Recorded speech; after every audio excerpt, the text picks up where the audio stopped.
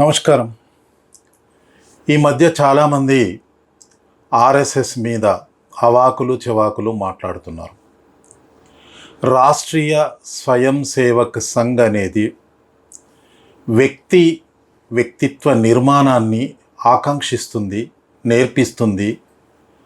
సమాజం లోపల శాంతి సౌభ్రాతృత్వం నెలకొనే విధంగా మనుషుల మధ్య అనుబంధాన్ని అది సూచిస్తుంది, నేర్పిస్తుంది. ఒక వర్గం మీద ద్వేషం కానీ మరొక వర్గం మీద ఇష్టాన్ని కానీ ఆర్ఎస్ఎస్ ఎప్పుడు కూడా నేర్పించదు.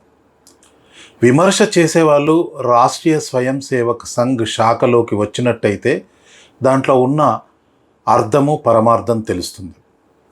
బయట ఉండి విమర్శించడం కాదు, లోపలికి రండి. ఆర్ఎస్ఎస్ అనేది త్యాగానికి, నిబద్ధతకు ప్రాధాన్యత ఇస్తుంది. ఏదో ఒక కుటుంబంలో జరిగినటువంటి సంఘటనల ఆధారంగా ఆర్ఎస్ఎస్కి ఆ తప్పుల్ని అంటగట్టడం అనేది అది సరైంది కాదు.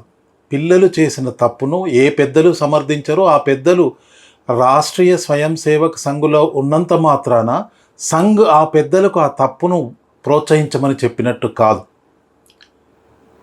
ఆర్ఎస్ఎస్ సమానమైనటువంటి దృష్టి, సమ్యక్ దృష్టిని కలిగి ఉంటుంది, సమభావనను కలిగి ఉంటుంది.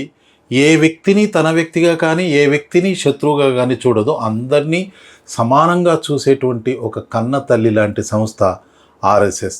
దయచేసి